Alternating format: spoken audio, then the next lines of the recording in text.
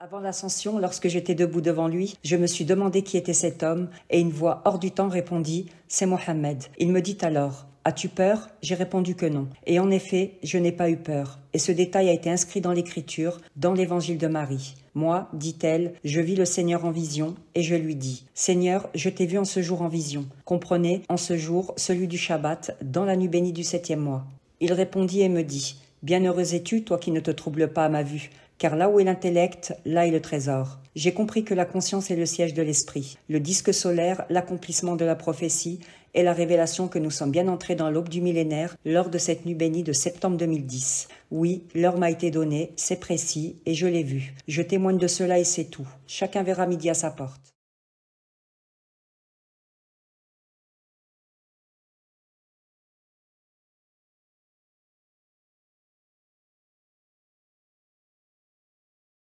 Marie est aussi qualifiée de reine du Midi dans l'évangile de Matthieu, une référence directe à sa couronne, comme précisé dans le livre de l'Apocalypse, une couronne de 12 étoiles sur sa tête, confirmant ainsi une autorité explicite. Pas de château, pas de richesse, mais une grande sagesse et une puissance émanant de l'esprit et une armée d'anges obéissantes qui veillent sur son royaume.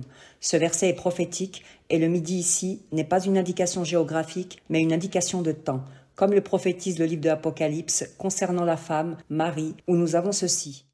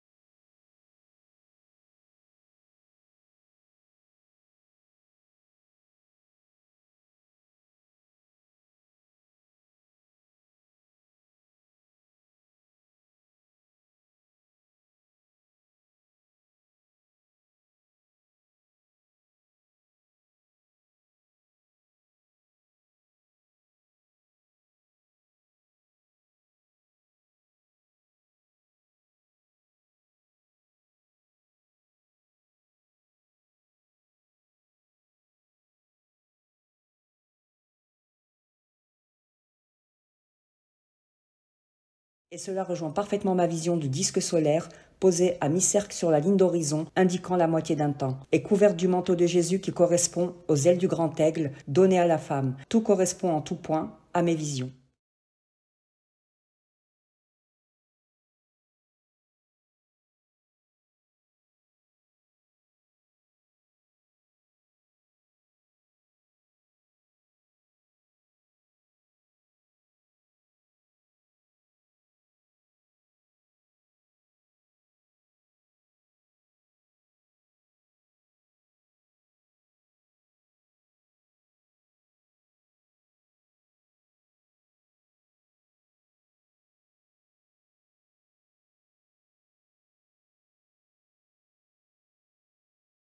Et plus que Salomon, c'est mon Seigneur, exalté soit son nom. Cette phrase fait directement référence à ma rencontre avec Dieu, et Jésus m'a rappelé cette parole. Celui qui m'a vu a vu le Père, car Jésus est le reflet de Dieu dans le miroir purifié de nos cœurs. La contemplation de sa gloire passe par l'image manifestée du Christ, comme à travers un prisme où la lumière invisible devient visible et éclatante. Ainsi, Dieu ôte le voile sur le cœur et donne accès à la compréhension des Écritures dans son insondable esprit.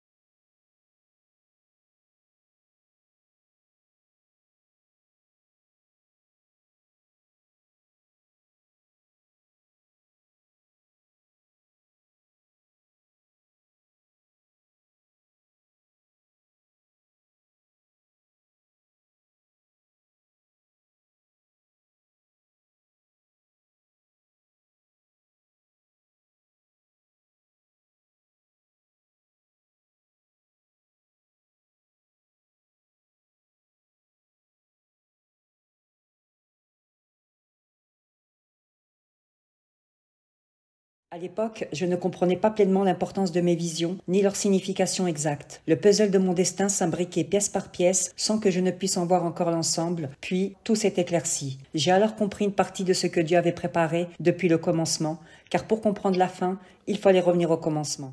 Adam, la terre dans laquelle nous subsistons, successeur et descendant des peuples des générations passées, héritier du peuple de Noé après le déluge. Et Dieu nous observe pour voir comment nous agirons à notre tour dans cette création. Adama, dont le nom même dans l'évangile arabe renvoie à notre ossature, qui est en réalité l'église originelle de Dieu, le corps de Christ. Voilà la finalité de cette vie terrestre, qui, elle, contrairement à l'âme, n'est pas éternelle. Et l'équation est contenue dans cette parole de l'évangile arabe, un jour auprès de Dieu équivaut à 1000 ans de votre propre calcul. Comprenez, un jour, celui du Shabbat, dans le 7e mois.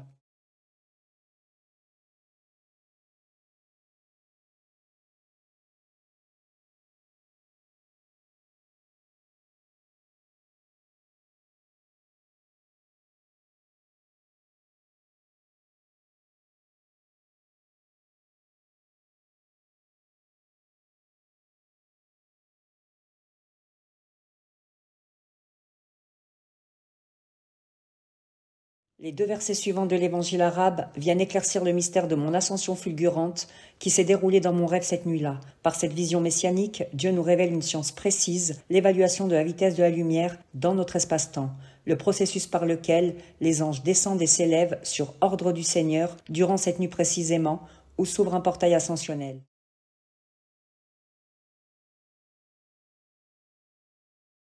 Un rendez-vous d'une importance capitale.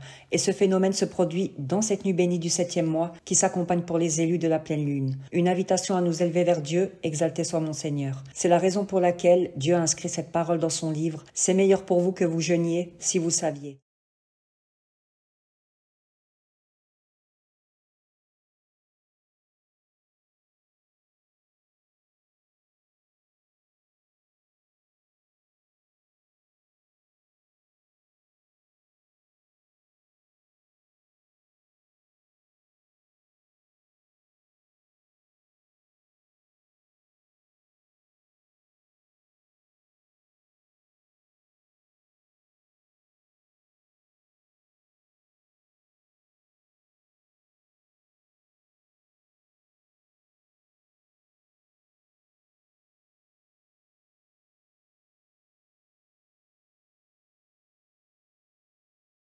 L'ascension de l'âme est une puissante réalité divine hors du temps physique. Pour sortir de ce monde, l'âme emprunte un tunnel qui perce le voile du temps et l'emmène vers le monde éternel, propulsé par une puissante énergie cinétique. Comprenez, en une seule nuit, j'ai franchi 50 000 années-lumière couvertes du manteau de l'agneau, élevées et transportées par les anges au-dessus de toutes les âmes de l'univers pour accéder au plus haut niveau de ma conscience dans le royaume de l'Éternel des armées. Et ce que je vous partage ici, ce n'est pas une fiction, c'est du vécu est le témoignage de ma rencontre avec l'Éternel des armées. Chacune de mes visions est une instruction et chaque image un mystère révélé.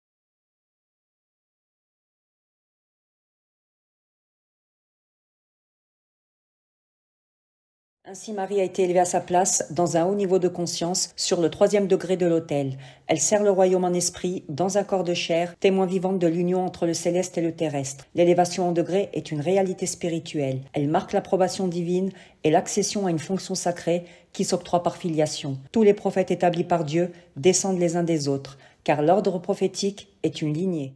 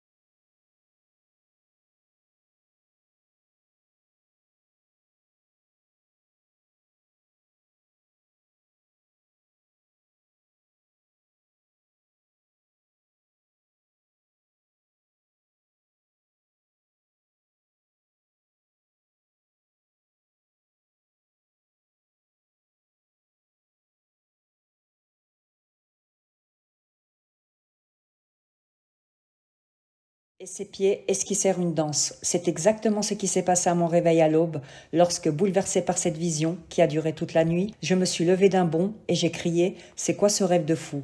J'étais folle de joie. J'ai alors spontanément improvisé une petite danse de la victoire. Cette indication, il n'y a que moi qui pouvais en avoir connaissance. J'étais seule ce matin-là. Et lorsque j'ai vu cette scène inscrite dans l'Écriture, accompagnée de ces mots « Et toute la maison d'Israël l'aima », j'ai su que mes visions et mes méditations étaient des vérités révélées. J'ai pris alors pleine conscience que je faisais partie du dessein de Dieu. C'était un signe, pour moi, intime et indiscutable, et ce n'est pas le seul clin d'œil que j'ai découvert dans les écritures de mon Seigneur. Cela fait partie des mystères qu'il me révèle, et mon Seigneur n'est pas avare en signes.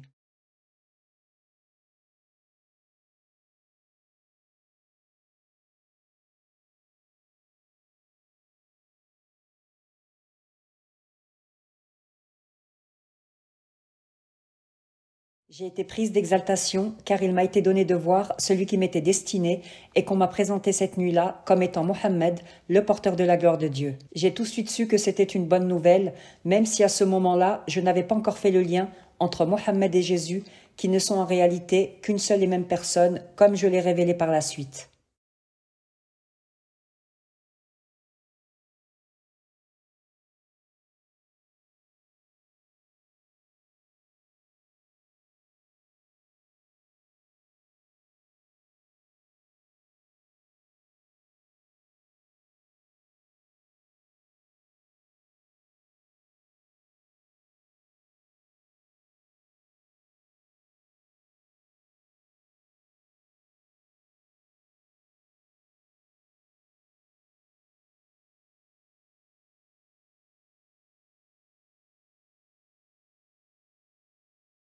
Rappelez-vous cette colonne de feu qui guidait Moïse dans un rêve devant lui dans le désert.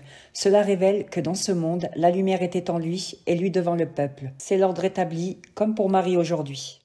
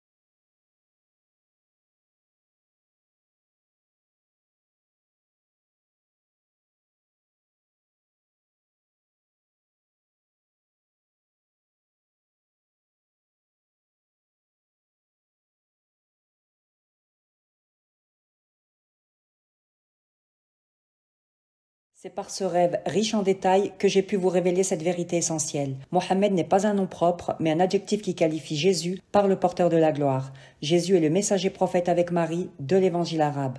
Ils sont associés dans le pacte par l'alliance éternelle. Il est l'époux, elle est l'épouse. Et j'ai vu cela dans une autre vision où on m'appelait pour mes noces. On me présenta une robe blanche immaculée et l'ange à mes côtés m'invita à aller me préparer. J'ai alors consenti dans le silence.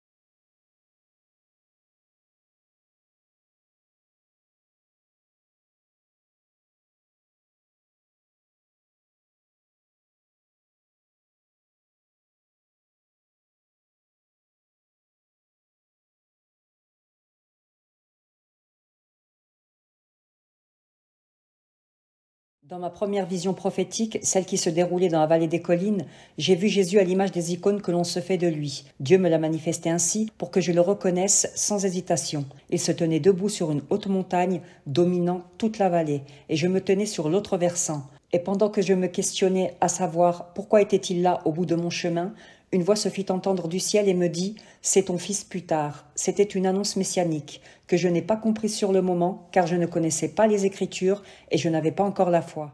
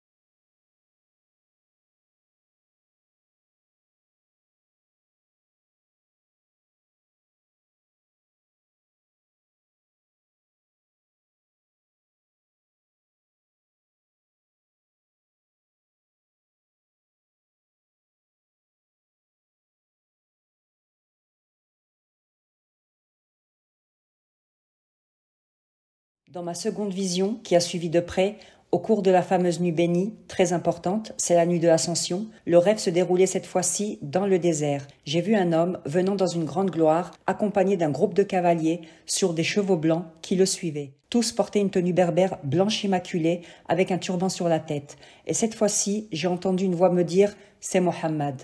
Entendez, le porteur de la gloire de Dieu. Mon Seigneur fait allusion de cette vision dans l'évangile arabe et la confirme. Pour résumer, Jésus revient sous le qualificatif de porteur de la gloire, Mohammed, non comme une autre personne, mais comme lui-même glorifié, revêtu d'un nouveau nom. Comme le dit le livre de l'Apocalypse au chapitre 3:12, et j'écrirai sur lui mon nom nouveau.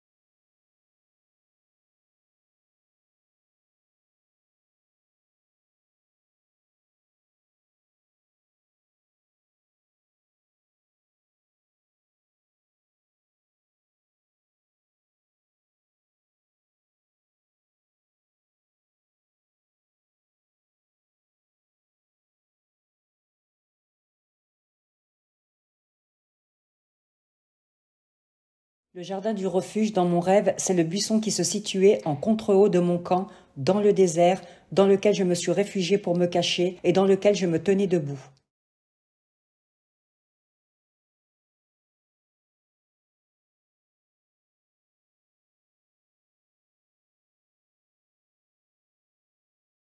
Jésus m'enveloppa dans son manteau pour l'ascension.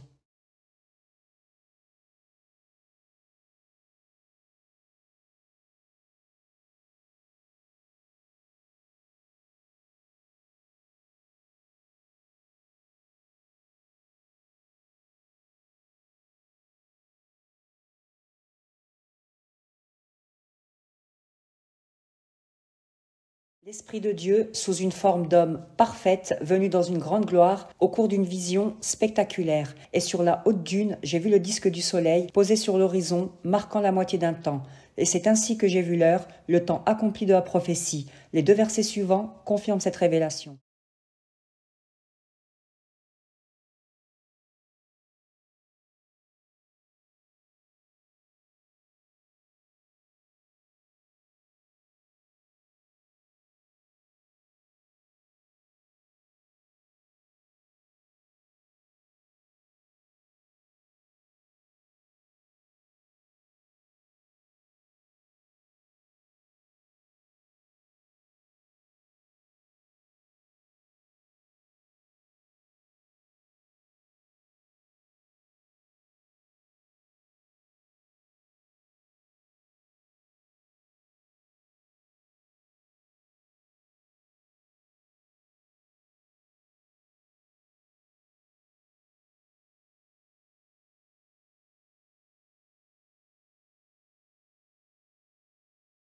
La prochaine venue d'une parole, l'annonce que j'ai entendue dans mon premier rêve, dans la vallée des collines, sous cette forme. C'est ton fils plus tard. Le verset suivant décrit la seconde vision prophétique et comment il est venu à moi.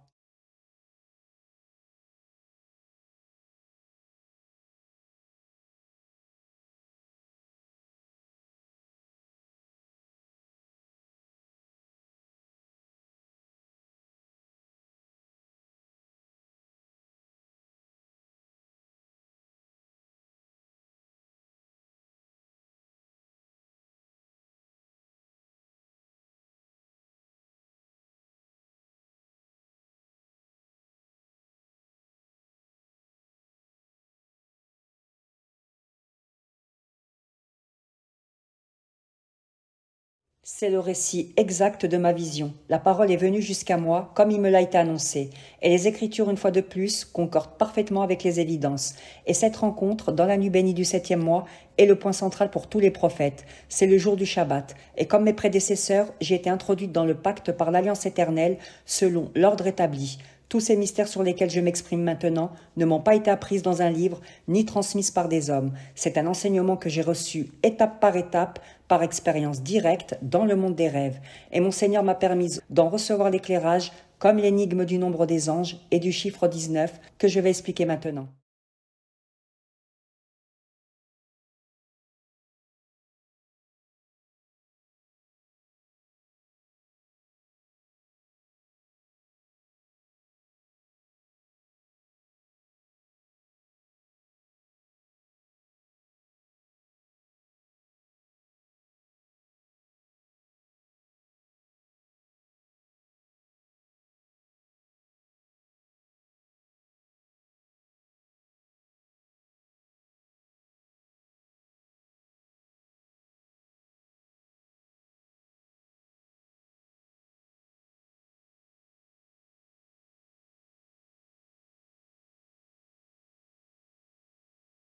L'énigme du nombre des anges et du chiffre 19, sur lesquels beaucoup ont discuté, n'est pas une énigme mathématique à percer. Elle concerne la prophétie du livre que beaucoup ignorent encore, mais cela ne va pas durer.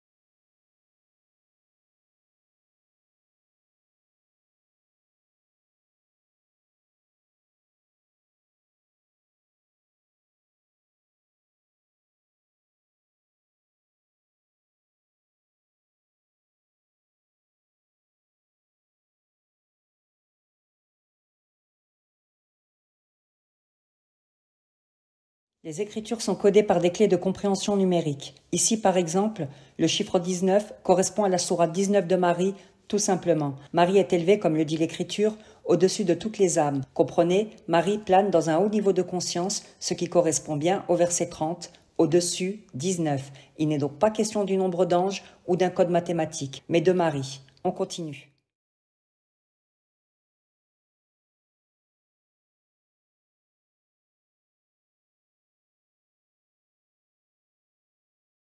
Rappelez-vous ce que je vous ai exposé plus haut. Dieu nous dit qu'il ne révèle ses mystères qu'à ses messagers qu'il agrée et qui sont accompagnés de veilleurs par devant et derrière lui. Les veilleurs sont les esprits angéliques envoyés à ceux qui doivent hériter du salut. Et selon toutes ces indications, Marie apparaît de toute évidence être le messager choisi pour cette génération dans les temps messianiques.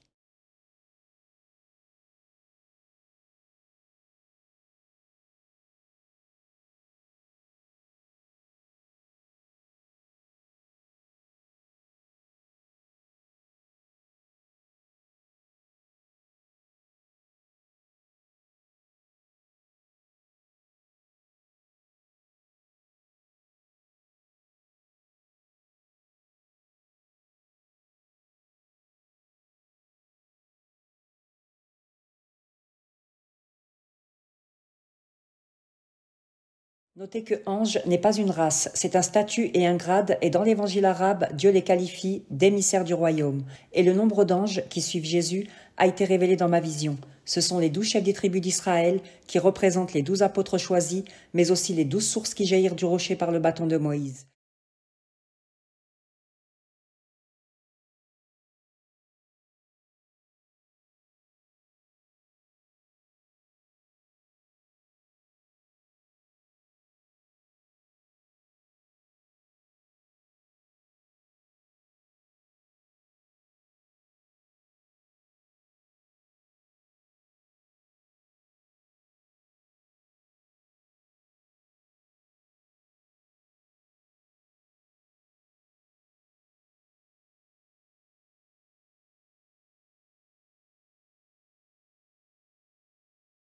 À part lui ne signifie pas que cela ne sera jamais révélé. Sinon, cette énigme n'aurait pas été posée et cela n'a pas de sens non plus de poser une énigme qui ne sera jamais révélée. Cela fait simplement référence au mystère divin que Dieu choisit de dévoiler uniquement à ceux qui sont purs et dignes de son royaume. Un mystère caché que nul homme n'enseigne, mais que l'esprit révèle hors du temps dans le monde des rêves. Et nul esprit sensé ne peut contester une vérité qui descend du ciel.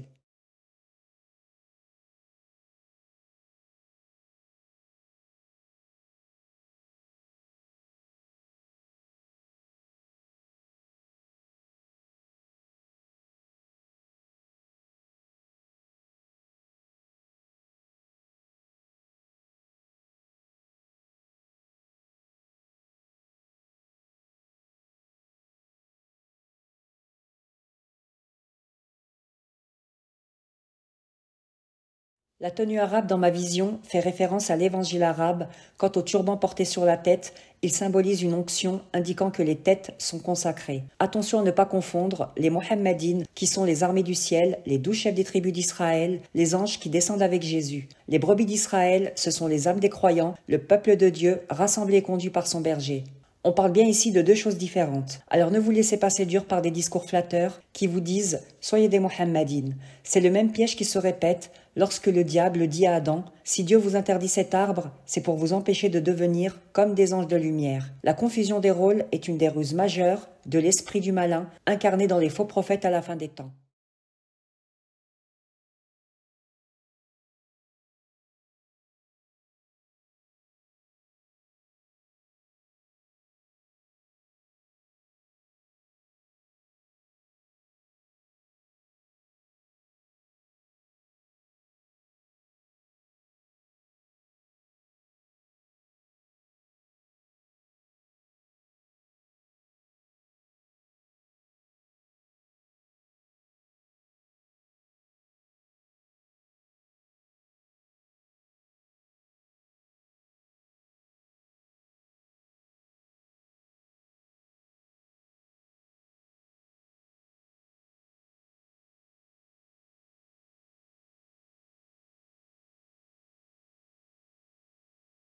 Et qui s'exprimera avec droiture. Il est très important de bien comprendre cette parole de l'évangile arabe. Dieu met au défi par cette autre parole qui fait écho. Venez avec un énoncé semblable à celui-ci et appelez vos témoins à la place d'Allah si vous êtes véridique. Or, cet énoncé, c'est la prophétie du livre, le témoignage de la résurrection de Jésus venant dans sa gloire dans la fameuse nuit bénie du 7e mois. Comprenez, le prophète choisi révèle le mois sacré, la nuit bénie, dont il a été le témoin, et de ce fait, il doit être parfaitement capable de s'exprimer sur le sujet, car ce prophète précisément est préparé et accompagné pour exposer ce qu'il a vu et entendu de la part de son Seigneur.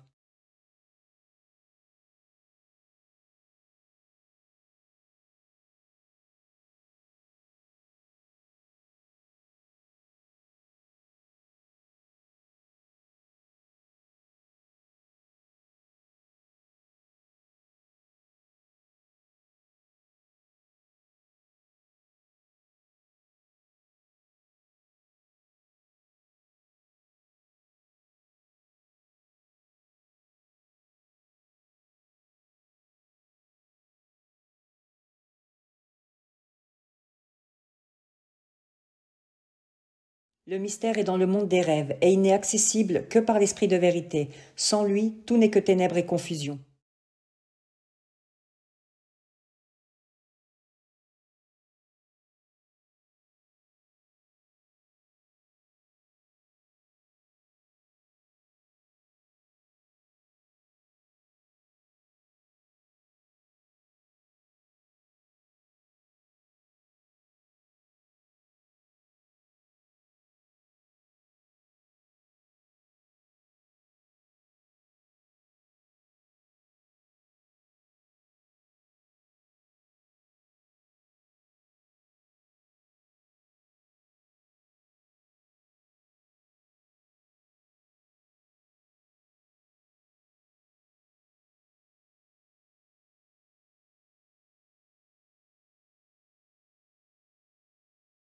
Suivre le chemin, c'est la guidance. Et la guidance, c'est passer par là.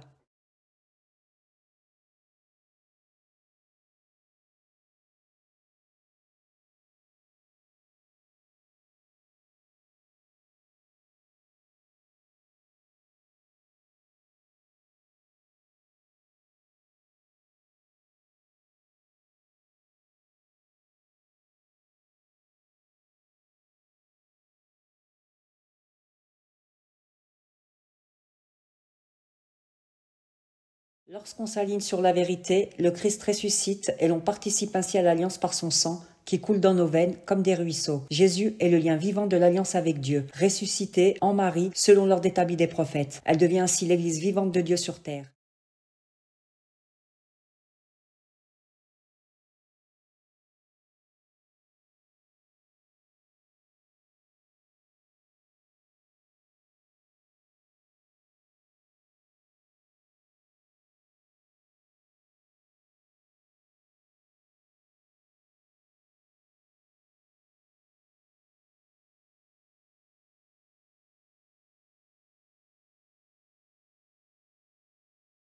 La résurrection n'est pas un mythe, mais le mystère actuel des Écritures qui vous est révélé maintenant.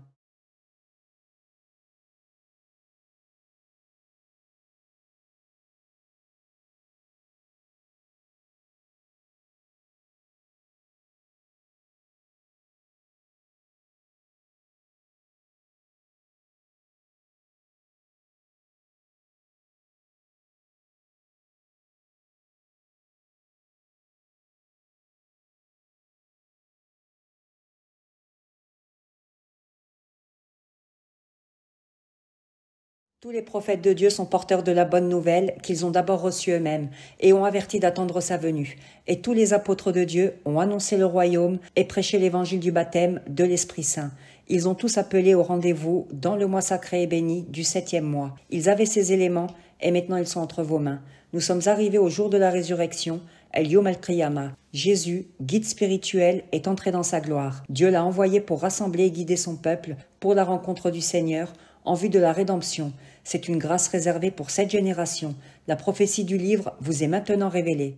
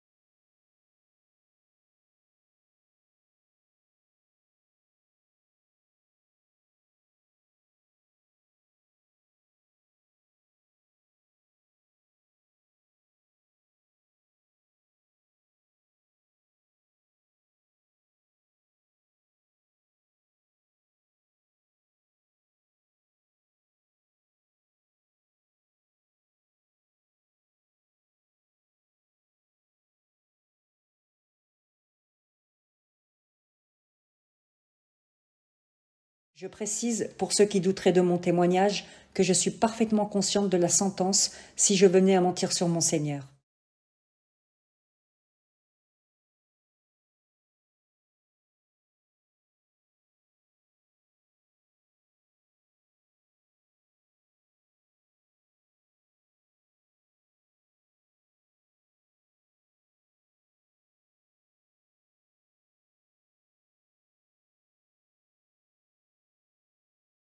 Je ne recherche aucune gloire si ce n'est celle qui nous vient de mon Seigneur, et elle m'a déjà été donnée par sa grâce.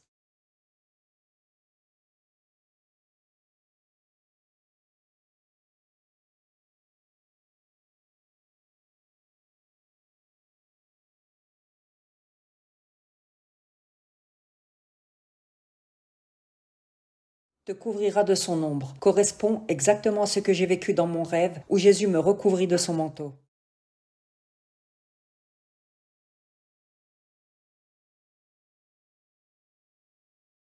Nous sommes fils de Dieu, enfants d'Israël, si nous sommes conduits par l'Esprit. Et il ne subsiste aucun mensonge et aucune fraude en ceux qui l'ont reçu. Car comme Moïse dans le désert, avec la colonne de feu, ils suivent la guidance. Ils portent du fruit, celui de leur labeur et non celui d'autrui. C'est par la clarté de leur enseignement et la cohérence de leurs propos que vous les reconnaîtrez.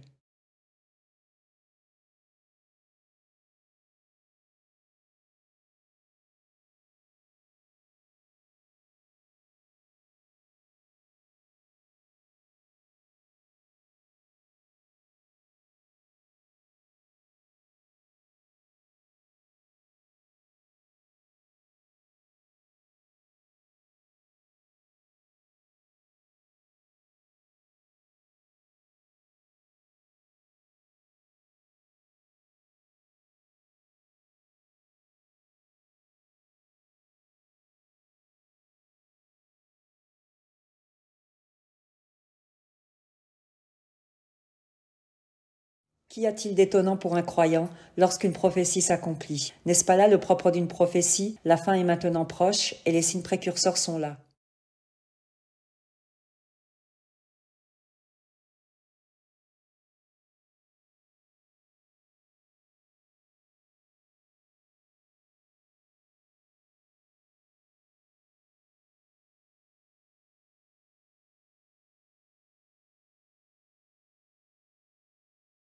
En effet, j'ai entendu sa voix, et pas qu'une fois, et j'ai ainsi suivi son enseignement qui m'a été délivré sans parabole. J'ai cru et j'ai gardé chacune des paroles qu'il m'a données, et mon Seigneur témoigne pour moi.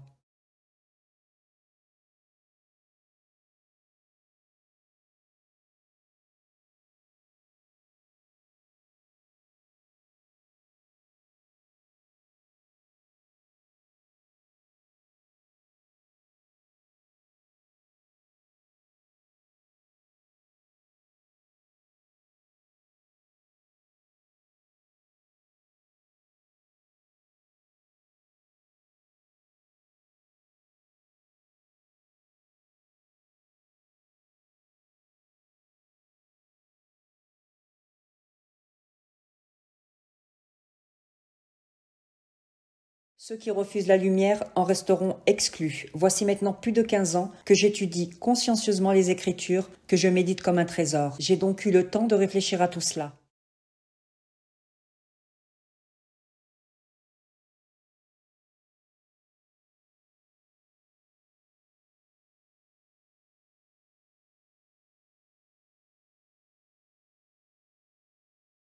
J'ai remis de l'ordre dans les Écritures de Dieu. Je vous ai transmis ce qui m'a été révélé des mystères cachés, et mes œuvres sont sous vos yeux.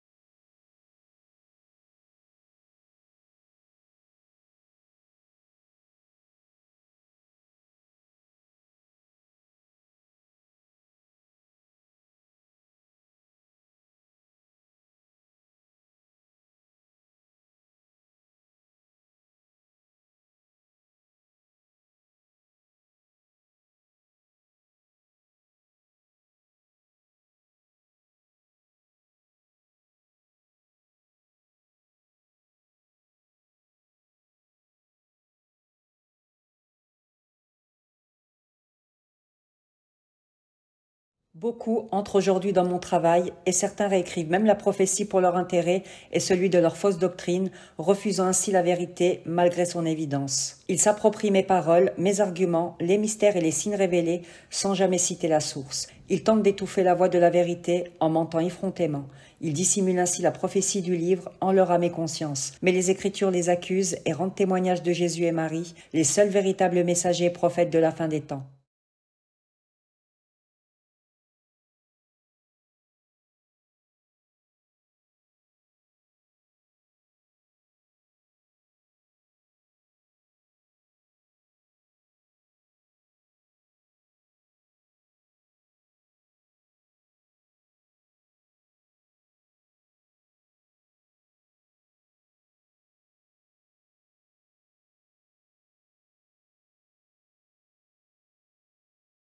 En s'appropriant le fruit de mes révélations, ces faux prophètes s'attribuent des fonctions qui ne leur ont jamais été conférées et s'autoproclament eux-mêmes purs. Ils violent ainsi l'ordre établi des prophètes, inscrit dans les Écritures. Mon Seigneur est pleinement conscient de ce qu'ils font.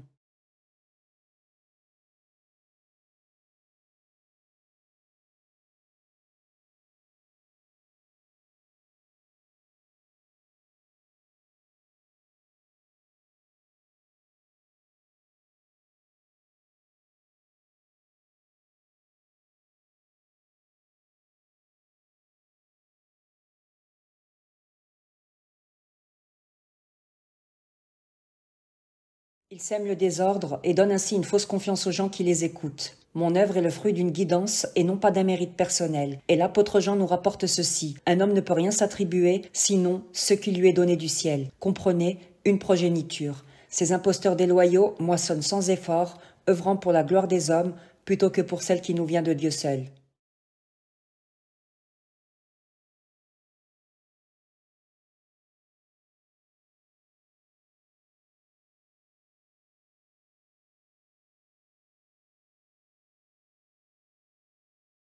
Même s'ils jeûnaient une année entière, le Seigneur n'accepterait pas leur offrande. Mon Seigneur n'accepte que de la part des justes, à l'exemple d'Abel et Caïn.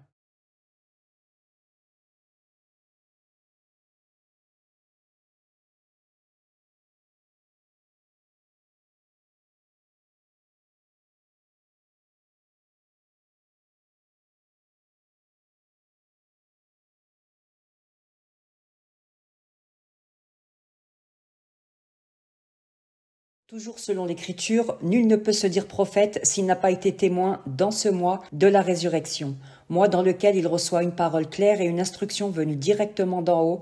Et Jésus a dit, mes brebis entendent ma voix, je les connais et elles me suivent. Alors malheur à vous, faux témoins.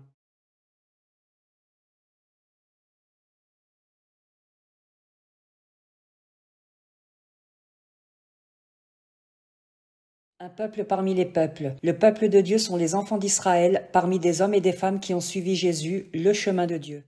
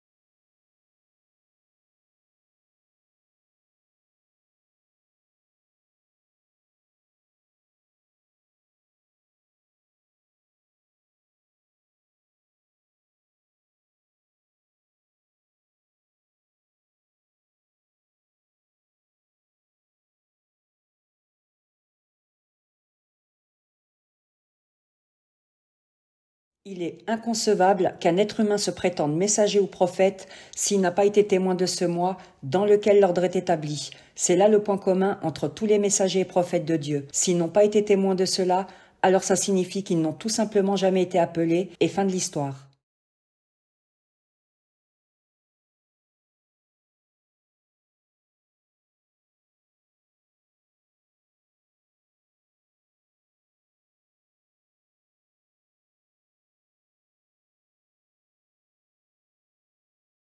Pour ceux qui m'ont accusé de faire de mes rêves une religion, je vous rappelle ainsi qu'à votre idole, qui a déclaré qu'il ne croyait pas au monde des rêves, que les livres des prophètes sont le témoignage fidèle de ce qu'ils ont vu et entendu dans les songes et les visions nocturnes.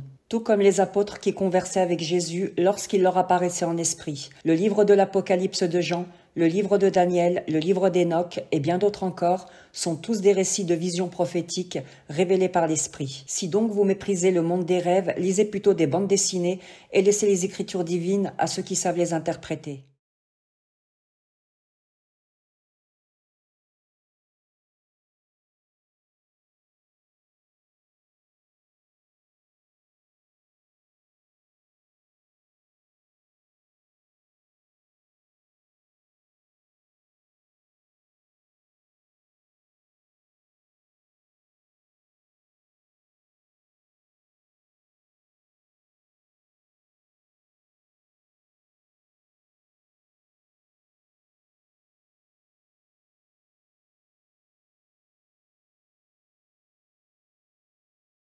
Marie est une épreuve pour vous tous. Par elle, Dieu va tester votre foi de la même manière qu'il l'a fait lors de la création d'Adam, lorsque Dieu le façonna et insuffla en lui son esprit. C'est alors qu'il proclama à l'assemblée de se prosterner devant celui qu'il avait créé, son élu, Jésus, qu'il projeta en Adam.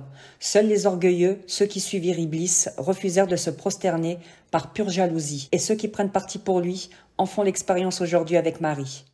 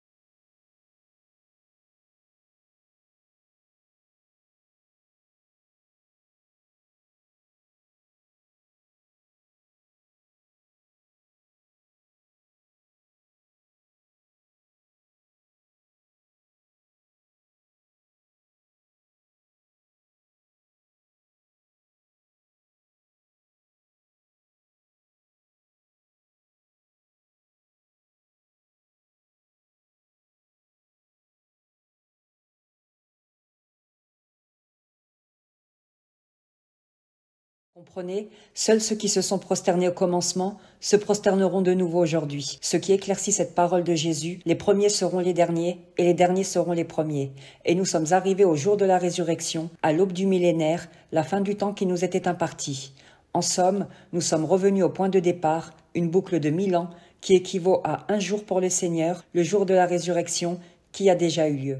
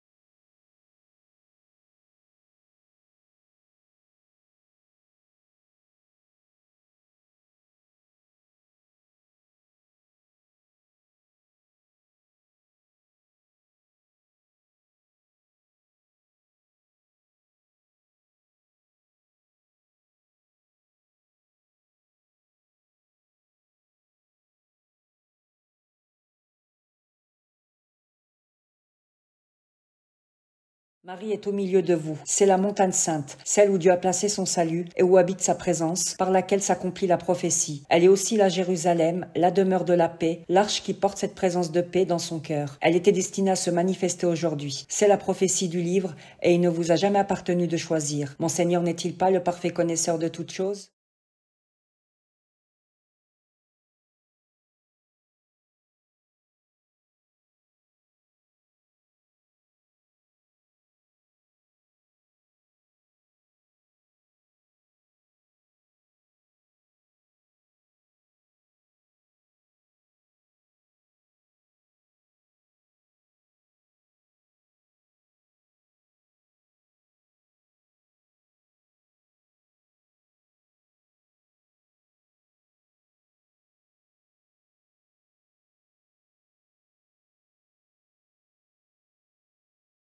Le mot vierge est un des nombreux qualificatifs pour Marie et ce terme désigne l'état d'une conscience pure et inviolée par l'idolâtrie. On ne parle pas ici de virginité en son sens premier. Dans l'évangile arabe, ils ont traduit par celle qui garda intact son sexe. J'ai rectifié cela et remis le verset dans son sens originel. Vous le trouverez dans toutes mes vidéos, traduit sous cette forme.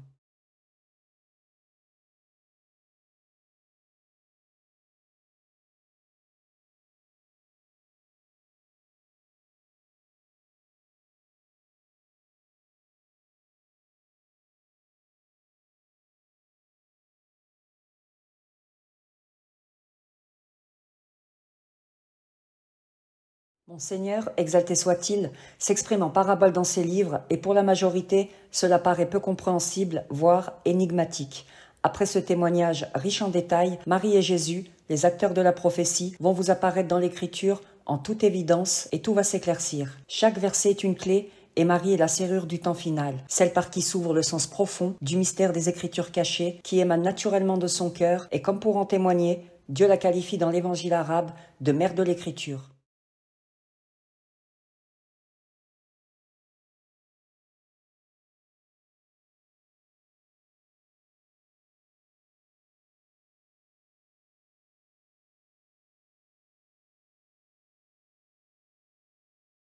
Elle est affermie pour toujours car elle a été enseignée dans la pleine connaissance, formée par l'Esprit lui-même depuis l'enfance. Elle fait alliance avec le Verbe de Dieu qui est entré ainsi dans le monde en toute vérité et bon droit. Elle s'élève au-dessus de toutes les paroles des hommes, celles qui naissent dans le mensonge, l'arrogance et l'ignorance. Le mensonge n'a pas vocation à perdurer face à la vérité. Comme Pharaon face à Moïse, il s'efface. Ce n'est qu'une question de temps.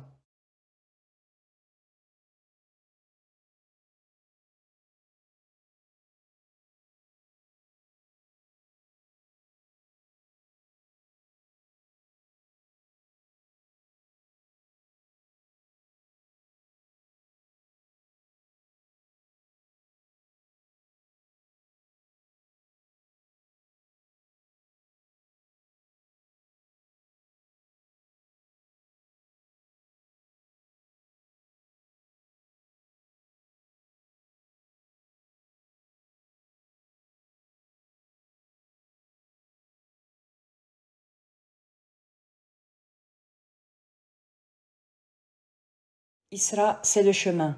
Elle, de Dieu. Et Jésus nous dit ceci, je suis le chemin, la vérité et la vie. Donc, les enfants d'Israël sont bien ceux qui ont suivi Jésus.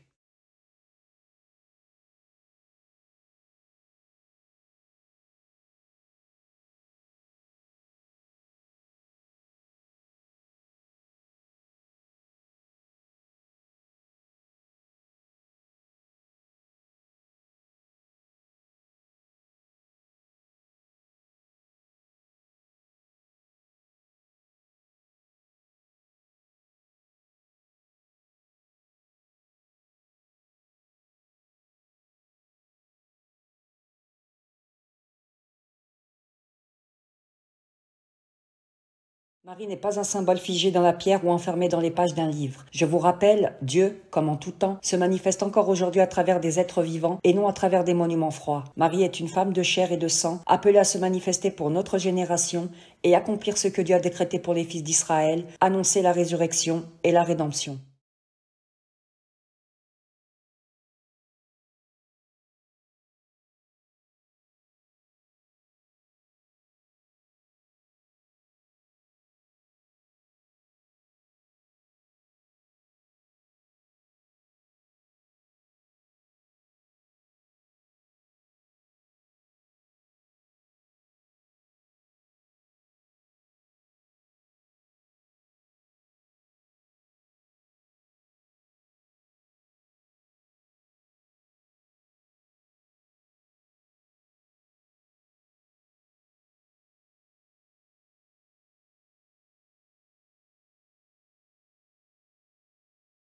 L'ordre des prophètes est établi, la prophétie s'est accomplie, et je vous délivre son message en toute clarté devant mon Seigneur.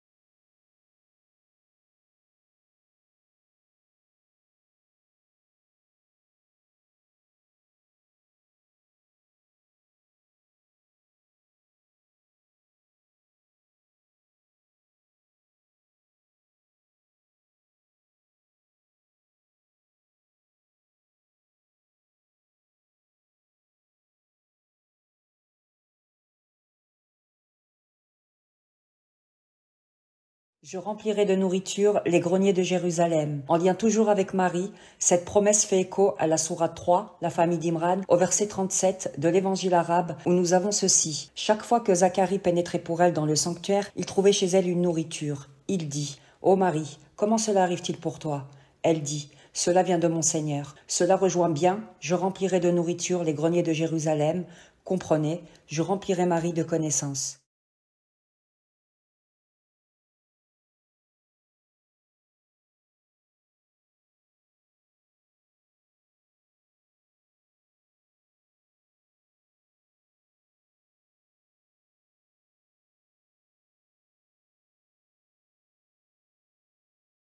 En effet, ils ont érigé un peu partout dans le monde des cathédrales, les fameuses Notre-Dame, des basiliques et des mausolées pour les apôtres et prophètes de Dieu.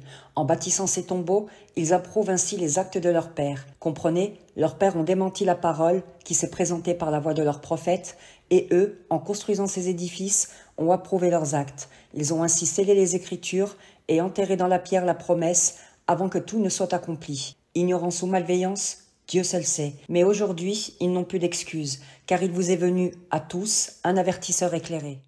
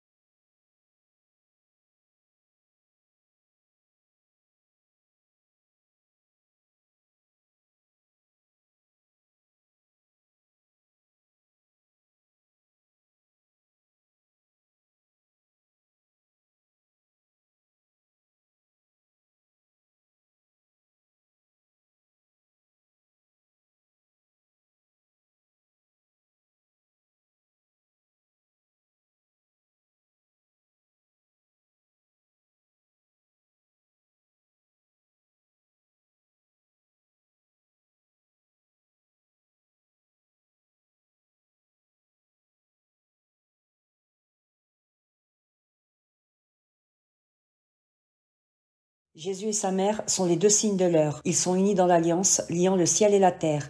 Elle est l'arche qui porte le sceau de l'alliance. Ceci est la prophétie du livre de Dieu, et il n'y en a pas d'autre. Suivez attentivement cette lecture.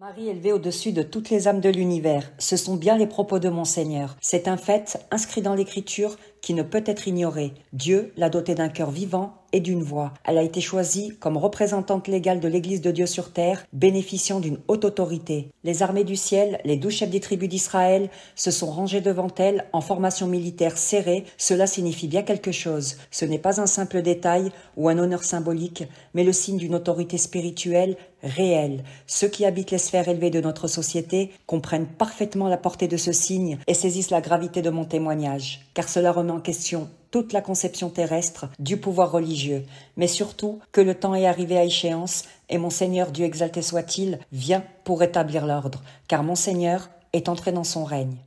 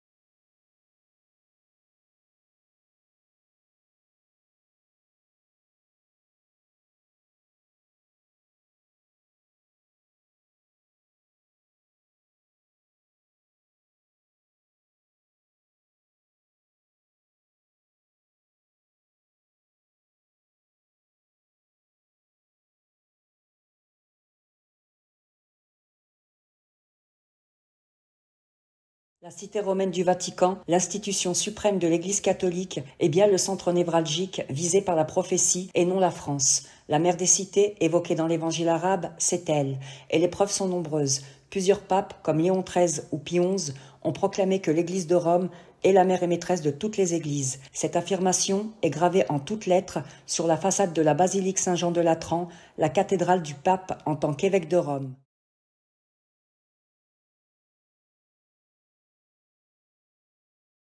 Ces mots traduisent la doctrine catholique qui place Rome comme autorité suprême sur toutes les âmes. Le pape s'y présente comme gardien de la foi et de la morale, interprète des Écritures et enseignant universel. Le Vatican s'appuie pour justifier ce pouvoir sur une parole de Jésus dans Matthieu chapitre 16-18. Tu es Pierre, et sur cette pierre je bâtirai mon église. Ce que tu lieras sur la terre sera lié dans les cieux, et ce que tu délieras sur la terre sera délié dans les cieux. Mais ce pouvoir de lier et délier a été accordé à tous les apôtres, pas seulement à Simon-Pierre, comme l'atteste Matthieu chapitre 18-18. Cette centralisation de l'autorité spirituelle sur un seul homme à la tête d'une institution n'a jamais été instituée par le Christ. C'est une construction hiérarchique façonnée par les conciles et les traditions humaines. Jésus appelle Simon la pierre pour souligner la parole inspirée qu'il venait de prononcer. Tu es le Christ, le Fils du Dieu vivant. Matthieu chapitre 16-16. Ce n'est donc pas Simon lui-même qui est la base, mais la révélation de l'Esprit qui s'est manifestée à lui. Et la véritable Église est celle bâtie sur une fondation vivante, dont le Christ est la pierre angulaire. Éphésiens 2:20. Vous avez été édifiés sur le fondement des apôtres et des prophètes.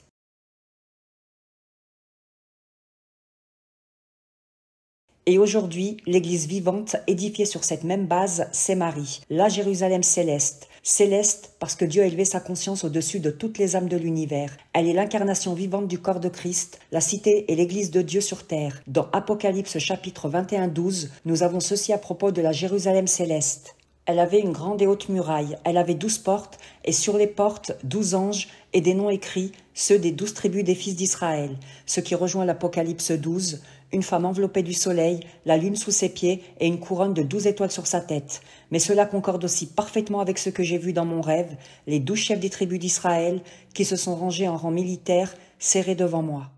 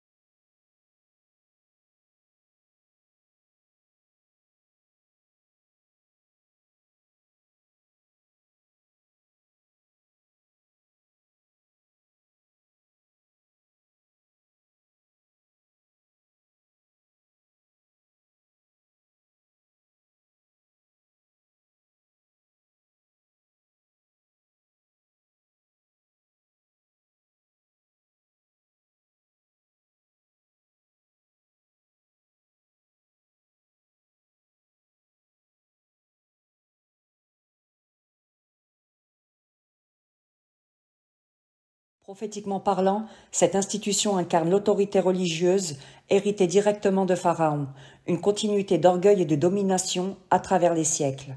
Les papes, en tant que chefs religieux absolus, sont les héritiers de cette autorité antique, une autorité à qui Dieu accordait un délai pour exercer son influence. L'ange déchu, Iblis, leur père, avait lui-même demandé à Dieu un sursis dans la sourate 15 au verset 36, après être entré en contestation dans l'assemblée de Dieu, l'assemblée des anciens. Seigneur, dit-il, accorde-moi un délai jusqu'au jour où ils seront ressuscités. Et Dieu dit, tu es de ceux à qui ce délai est accordé, jusqu'au jour du moment bien connu. Ainsi, Dieu a préservé son corps à travers cette institution, comme annoncé dans une parole restée mystérieuse dans la sourate 10, Jonas, au verset 92. Aujourd'hui, nous sauverons ton corps afin que tu sois un signe pour ceux qui viendront après toi. Mais nombreux sont ceux qui restent imprévoyants face à nos signes. Et aujourd'hui, sa marque est partout, sur les édifices, les statues, les œuvres d'art, elle habille les trônes de ce monde, comme pour narguer l'humanité. Quant à ceux qui se sont empressés de piller mon travail, pensant me devancer, se sont appuyés sur cette erreur, en affirmant que la France est la mère des cités. Pourtant, j'avais averti de ne pas toucher à mon travail avant que je ne le révèle publiquement. Nul ne précède l'écriture, ni ne devance celui qui en détient le sceau.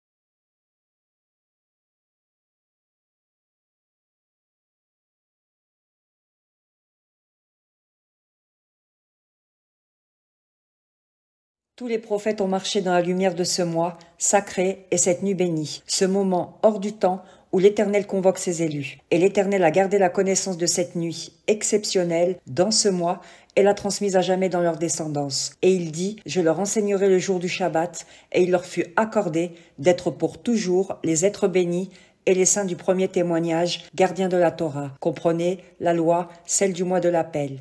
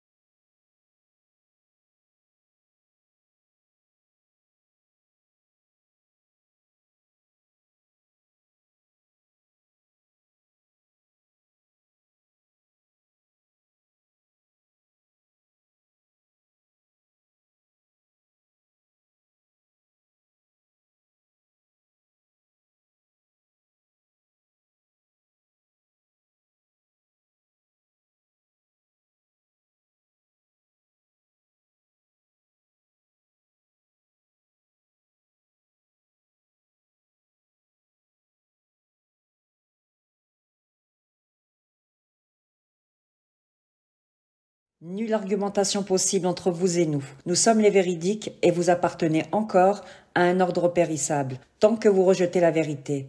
Ce message n'appelle pas la controverse, mais la méditation silencieuse et sincère. Je ne débattrai donc avec aucun être humain aujourd'hui. À vous vos œuvres et à moi les miennes.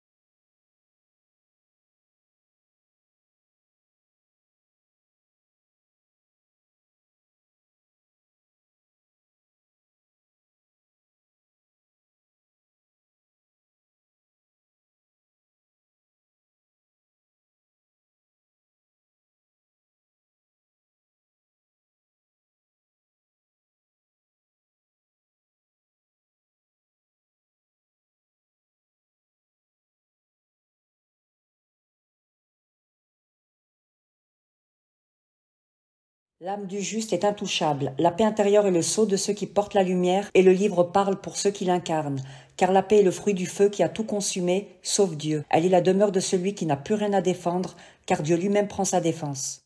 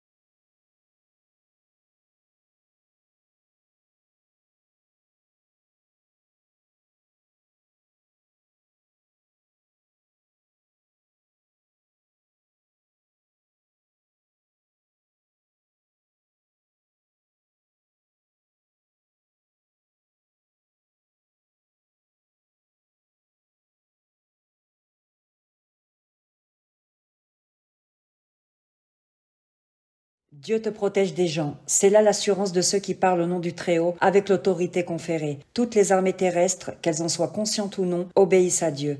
Même les juges, en leur âme et conscience, rendent à leur insu le jugement de Dieu sur terre. Ses voies sont impénétrables, rien ne lui échappe. Et Marie est une épreuve pour vous tous. Par elle tombe le voile du mensonge.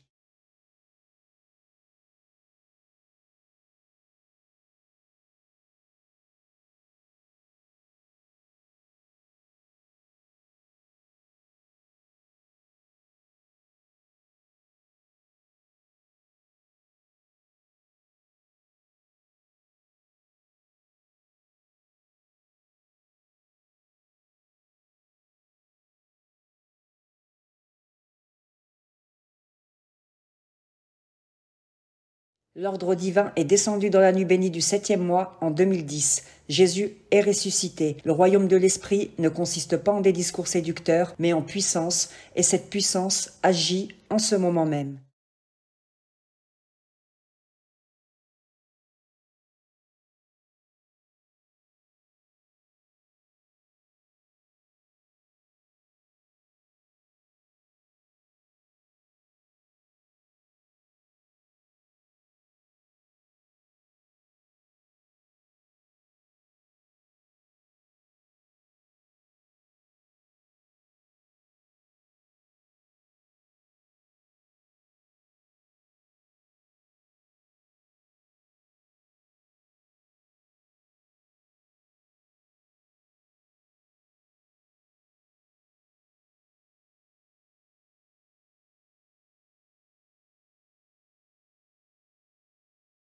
Repentez-vous et convertissez-vous, c'est meilleur pour vous.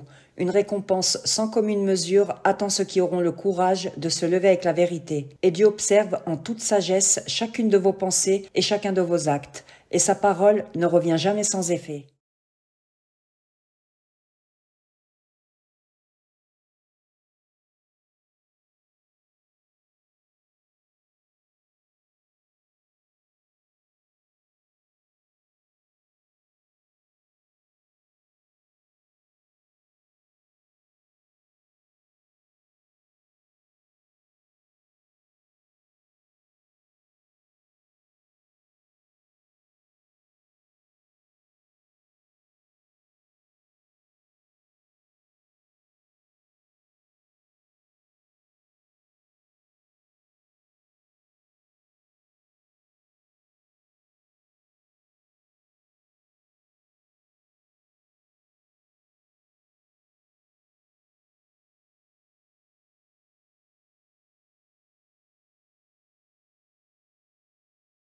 Le jugement immédiat de l'esprit ne débat pas, mais tranche. L'esprit a le dernier mot. Il agit, il n'a pas besoin de validation.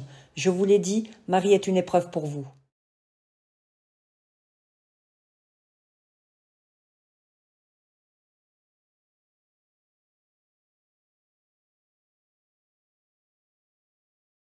Si notre évangile est voilé, il l'est pour ceux qui périssent.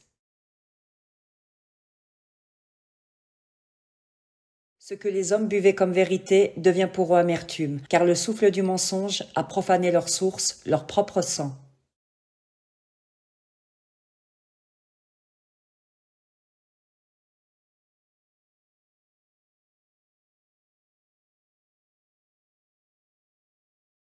Le royaume de Dieu n'est pas un temple fait de main d'homme, c'est le monde des rêves, des images projetées dans le siège de la conscience, là où l'esprit enseigne. Et comme le dit la sourate 7, la connaissance, au verset 40, les portes du ciel, la conscience, ne leur seront pas ouvertes jusqu'à ce que le chameau passe par le chat de l'aiguille.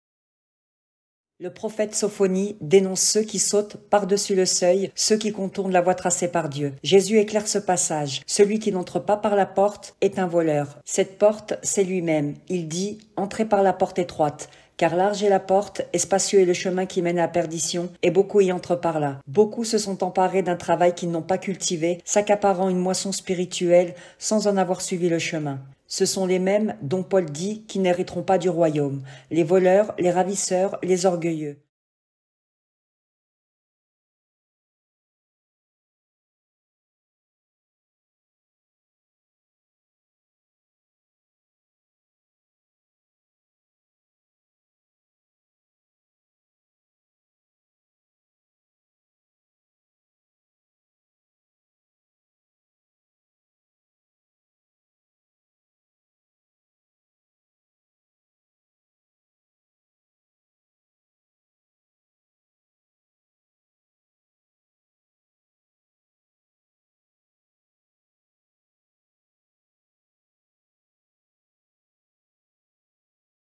Le Christ a averti, gardez-vous des faux prophètes. Ce sont des loups en vêtements de brebis, des ravisseurs. Ceux-là ne passent pas par la porte, ils l'usurpent. Certains même, en imposant de lourdes charges religieuses, se substituant ainsi à l'esprit. Ils s'arrogent le droit d'intercesseur et prétendent représenter Dieu sur terre. Mais en réalité, ils ferment l'accès à la vraie connaissance et la voie du royaume à ceux qui le cherchent.